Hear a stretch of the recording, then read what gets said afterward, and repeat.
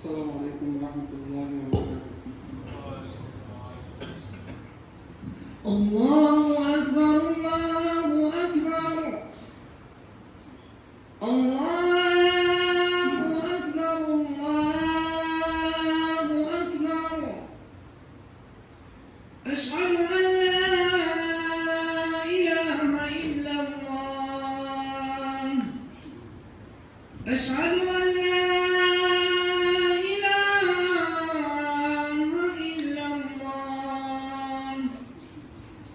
أشهد أن محمدًا رسول الله. أشهد أن محمدًا رسول الله. حي على الصلاة. حي على الصلاة. حي على الفلاح. حي على الفلاح. الله أكبر الله أكبر. لا إله إلا الله.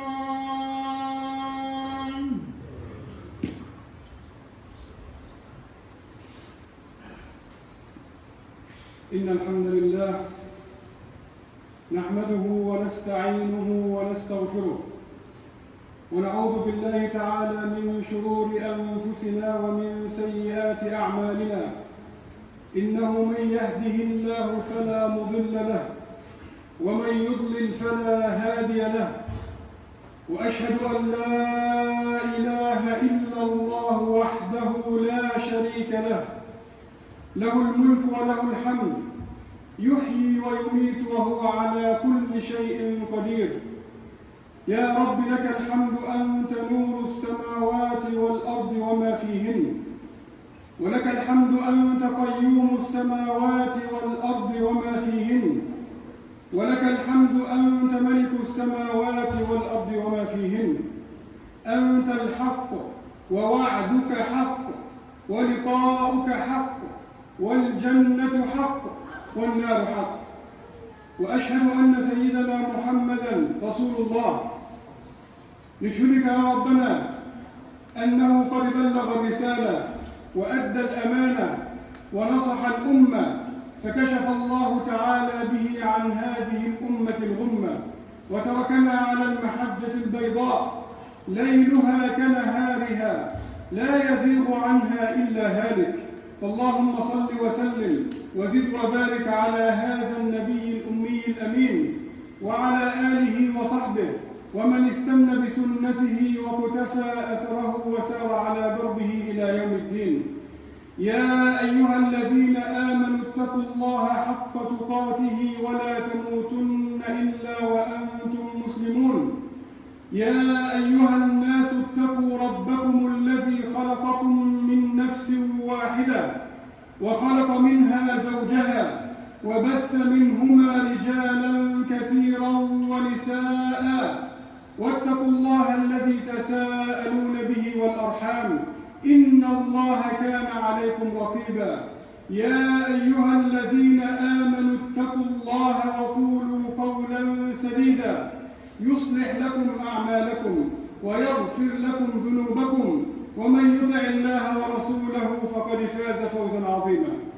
أما بعد، فإن أصدق الحديث كتاب الله، وخير الهدي هدي نبينا محمد صلى الله عليه وسلم، وشر الأمور محدثاتها وكل محدثة في دين الله بدعة. أما بعد، فيقول الله تعالى في كتابه العزيز في سورة التوبة: إنما الصدقات للفقراء والمساكين والعاملين عليها والمؤلفة قلوبهم وفي الرقاب والغارمين وفي سبيل الله وابن السبيل فريضة من الله والله عليم حكيم. My dear brothers and sisters in Islam, Assalamu alaikum wa rahmatullahi wa barakatuh. Jumu'ah Mubarak for all of you, inshallah. Today, inshallah, is the last khutbah about zakah. We spoke 2 times before, and this is number 3 inshallah. I hope we can finish inshallah. Our last topic and last khutbah, it was about who deserves zakat. And we mentioned that there are 8 types. Allah subhanahu wa ta'ala mentioned in Quran, in Surah At-Tawbah, verse 60. Speak about al-fuqara, al-masakin, and so on. Last time, in last part in the khutbah, I spoke about al-fuqara and al-masakin and al-amilin alayh. Just to remind you, al-fuqara and masakin. We have many big disopinion and disagreement between ulama. What is the meaning of fuqara and masakin? Take out yourself from all this disagreement in simple words. Al-faqir, the poor person, he is a person who has needy and he need money, he can cover his life expenses. In the same time, he don't ask anyone to help him. He have ifs. This al-faqir. Al-miskin, maybe same situation, maybe a little bit different. He also needy person, he can cover his life expenses, but he asks for help. Yes, we have big difference in opinion between ulama al-ahnaf and ulama al-shafi'i, but this is not our subject today. I just give you very simple way how to understand.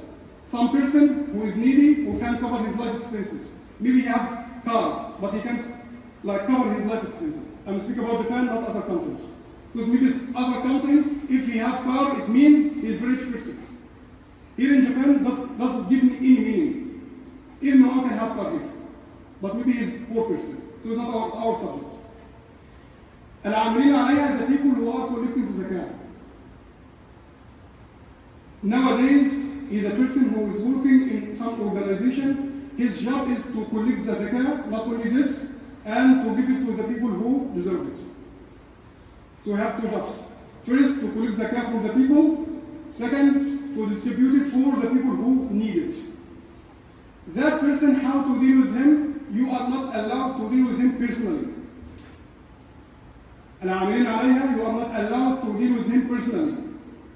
Who deal with him, the organization itself, or the al-hakim himself. The people who are taking zakat from the Muslimin, they give him his duty, his money. What he deserves? He deserves money according to his work, not some random amount. What he deserves as work, as job, he will take money of zakat based on this. Then number 4, al-mu'allafat qulubuhum. Those people was were in the time of Sayyidina Muhammad sallallahu alaihi wasallam, like Abu Sufyan and other people. Those people, some of them already became Muslim, but his iman is very weak. Second point, they are leaders of their people. So everyone listen to them. Everyone follow them.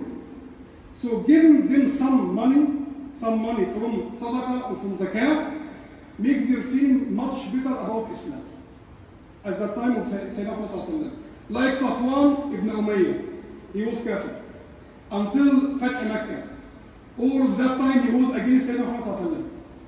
And then he mentioned that Imam al-Shabi mentioned by his Imam al-Zuhri mentioned by his chain of narration until Safwan ibn Umayyah. He said, Sayyidina Muhammad gave me money. And at that time, he was the most person I hate him in my life.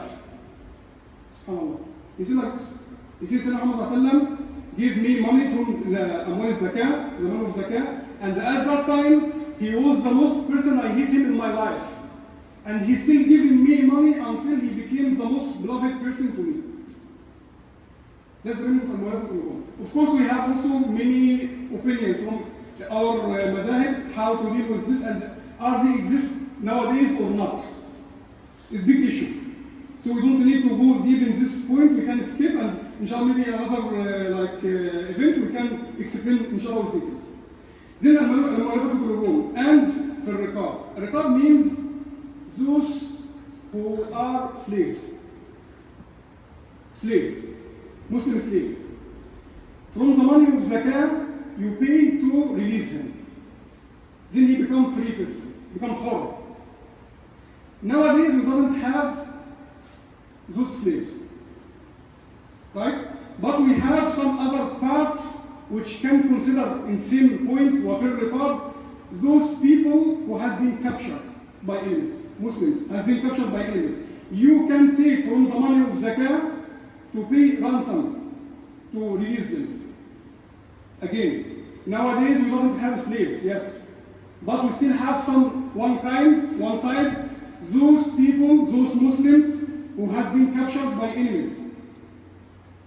At that time, at that case, we can pay from the money of zakah as ransom to release them. Nowadays, this في الرقاب. Al-Gharimin, number 6. Actually, first 4 types, the scholar said, those people who take the amount of zakah and they can spend it as they need by their own freedom. The first 4 types, الفقراء, المساكين, العاملين عليها, والمؤلفة قلوبهم. Those 4 types, they can use the money they receive from zakah and they can spend it by their own. You can see spend it like this or this. No, you just pay, your duty is just to pay. And they will deal with this money by themselves. Those 4 types. Other 4 types, because we have 8 in total. Other 4 types, they are not allowed to deal with the money by their own.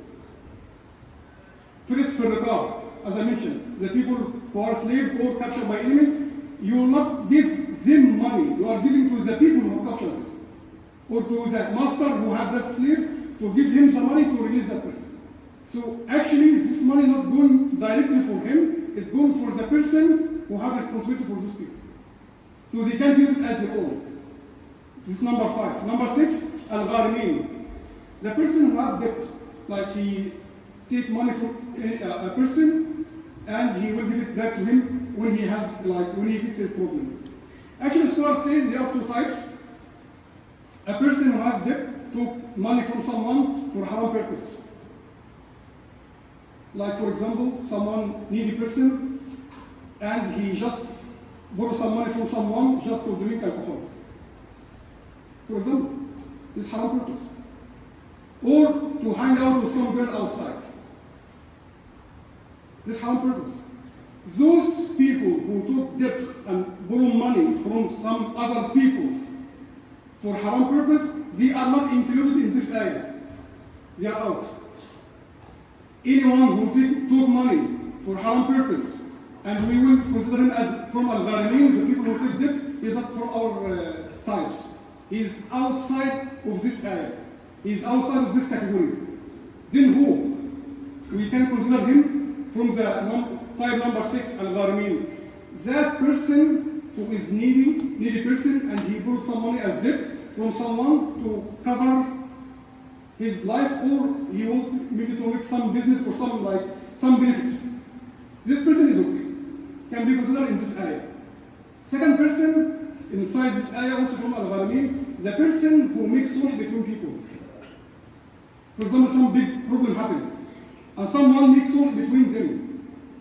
And after that, he had some big amount of money for this sulh. Or someone who took debt from other person, and that other person wants to put him in the prison. So that person, third person, came to make sulh. He said, your money I will pay for you. That person also included in this verse. So as a Muslims, we should help that kind of type of people to help them to can continue their life. Al-Gharimin. وفي سبيل الله, this is number 7. في سبيل الله have many meanings. Main meaning is jihad, of course. To prepare the person for jihad, this is fi sabilillah. Al-Ahnaf said, if the person who are prepared for sabilillah, for jihad, if he is rich, he is not allowed to take money from zakat. This is the opinion of Ahnaf. Opinion of Shafi'iyya say no. No matter if he is rich or poor, he will take money for this purpose. Nowadays, fi sabilillah, you can use it for many things. For example, if you build masjid by the money of zakah, it is included by sabilillah. Mosque. For some place which is there is no any mosque, especially in a Muslim country, no mosque. If you have enough amount of zakah to build mosque, is included in sabilillah. Translating some Quran for the language of those people in non-Muslim country, included fi sabilillah. One of the most beautiful things rich people here and business men who can do, those people from the country, for example, in Japan here, we have people convert to Islam. If you send some of them by the money of zakat to learn in Islamic countries, learn deen and become scholars and come back here, one of the best things included in Sabilillah. One of the best things. To prepare some people from Japan here, Japanese people, send them to Muslim countries by the money of zakat, fi Sabilillah number 7, category number 7, and pay all their expenses, cover everything for them, until they learn in the Muslim countries and become scholars. Because here, Japan needs that kind of people. They need them. So, when you think about zakat, there are many things to think about it. It's just not one person needy, give him zakat, finish, alhamdulillah. Not like this. I said before, we need wallahi more than 20 or 30 khutbah for zakat only. But I just summarize. So, fi sabilillah have many meanings. Many things you can do, included in fi sabilillah. أقول قولي هذا وأستغفر الله لي.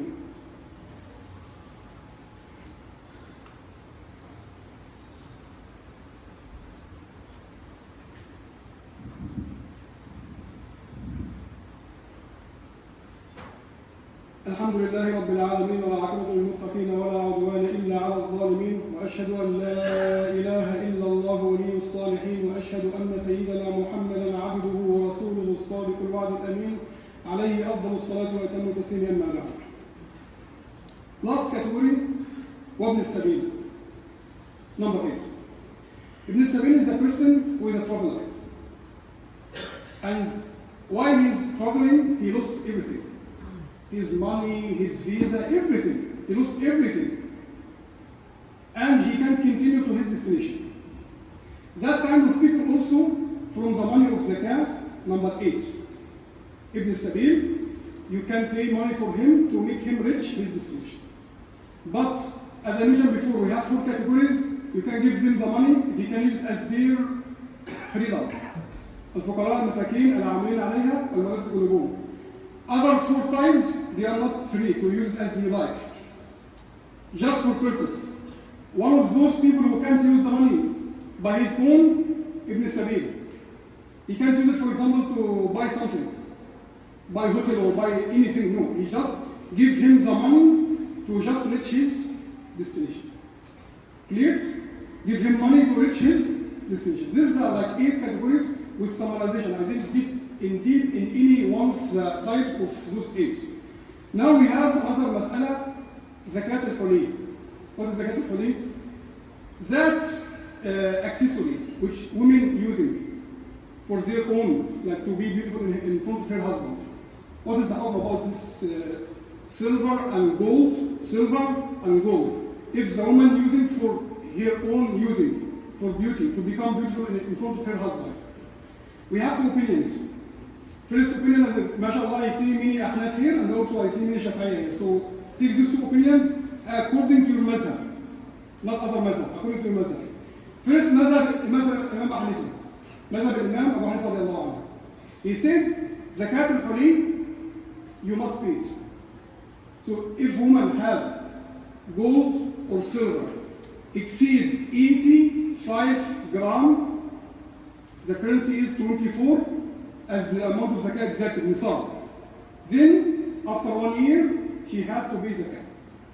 Even for her own using, no matter what kind of intention you have, or own using or for business or whatever. If someone has that amount of gold, more than 85 gram, she will pay zakat according to mazhab al-ahnaf. So ahnaf people now listen, this is your mazhab like this, please follow it.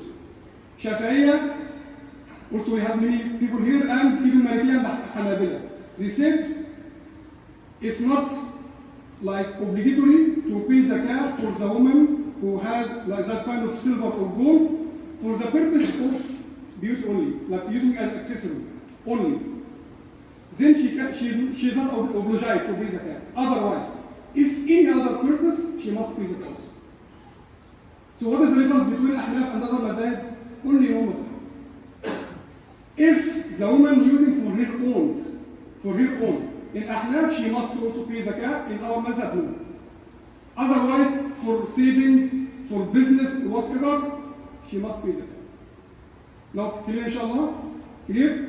So again, the woman has gold or silver, exceed 85 gram, and the currency is 24, like 100% clear gold. If it exceeds 85 gram of gold, then she must pay zakat according to Madhab al-Ahnaf. Even if she using for her own, no problem. She must pay zakat. Madhab al-Shafi'iyya and Malikiyya and Hanabila, if she uses it for her own, only her own using, she is not obliged to pay zakat. But for any other purpose, she also must pay zakat. This like last point. The people who ask me that I'm working and in company and I take like monthly salary, how can I could like calculate my zakat? Many opinions, and I don't want you to go in deep in these things. I make it easy for you. When you have in some certain months that amount of money which exceed 85 grams of gold, which we can see it now, it's almost non-human, almost, because the price of gold changing. Gold never changing, but the price is changing, because money changing. The price of money changing always. So you calculate based on the real amount and real value of the gold. 85 grams, the currency is 24. So if we assume that it's now almost non-human, for example. So when you reach this amount, non-human, for example today, in Rabi' al-Awwal, you calculate 1 year from today until next year, Hijri, not Miladi. Hijri, not Gregorian. So next year in Rabi' al-Awwal, you pay 2.5% of your total amount of money. Some people say, okay, when I was reaching that amount of money, next month it reduced a little bit, then up again, then reduce, then up again, right? Until it became stable and more than non-human. What should I do? Actually, if I tell you what you should do, it will be just confusing for you. Why? Because ulama say in this point, if you will do it literally like this, and you don't want to pay like for fuqara and help them much, and just make it literally, then you will have more than one nisab. What does that mean? It means if you, for example, this month have management money, you will calculate according to this month, and then down again, you will not calculate. Then again another money became management money. You will calculate more than one amount of money, which making you confused. So for the best for everyone and for to like help our community, when the first time you reach the nisab, which 85 grams of gold currency 24, which almost now management, even from this month. Even next month, little bit reduced, then again recovered and become up. Just remember this day, this month, and pay next year in the same month, Hijri, not Gregorian. Why? Because Gregorian is totally different than us here. The difference is more than sometimes 11 days, sometimes 12 days.